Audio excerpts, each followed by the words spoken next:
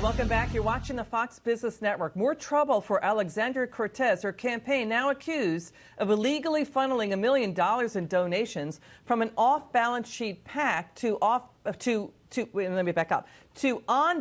on-balance sheet PACs to an off-balance sheet shell companies that she ran with her chief of staff. She put her boyfriend Riley Roberts on the payroll there. Now, no one knows where all that money went. And now Cortez faces ethics charges for giving her boyfriend a congressional email account. This says, socialists like Cortez and Bernie Sanders now want to take the U.S. down a rabbit hole of socialism. They're trying to grab a lot of your money. They're twisting the Constitution beyond recognition along the way. But they're really black box secretive about their own dealings. Bernie Sanders has been criticized for almost the same thing. He's still not releasing his tax returns. Hillary Clinton did, Barack Obama did, Jimmy Carter, even Richard Nixon released their tax returns. So we know that Bernie Sanders earns more than $1 million, only gave 4% of his income to charity, gets a pension from the city of Burlington, owns 3 homes worth $1.5 million, but he's got question about his campaign finance operations too. Let's bring in an expert. Campaign Legal Center Senior Director Adav Noti. Adav, this is what's going on. We want to know why Bernie Sanders won't release his tax returns. His campaign had his wife last decade getting thousands of dollars in consulting fees. Is that why he's not releasing his returns? Well, every presidential candidate should release their tax returns, period. As it relates to spousal income or family income, there are fairly strict rules about how candidates can pay their spouses, their family members.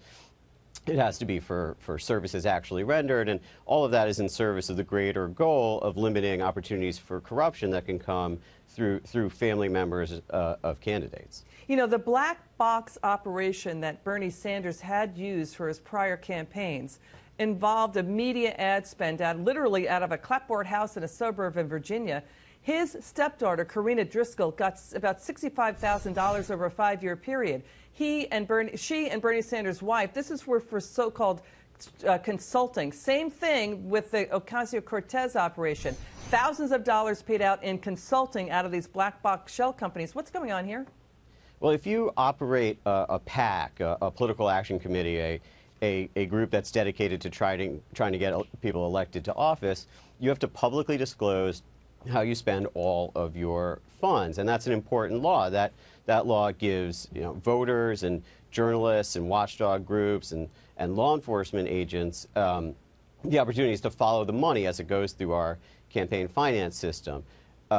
What happened here is that you had a PAC that disclosed how it spent its money, but what that disclosure said was that a large amount, hundreds of thousands of dollars, had been paid out to a company affiliated with the PAC. And normally that sort of arrangement sets off alarm bells because what you're worried about is that the PAC is raising money telling people it's going to be for political purposes, but they're actually paying it out to an affiliated company that then pays them, in a sense, pocketing the PAC's money. That's the danger. And here's the thing. So Ocasio-Cortez has been accused of that, her campaign.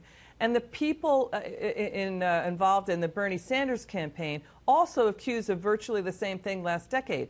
I mean, basically that house that is running his TV and media ad spends, $82 million there, they're former associates of his wife, Jane.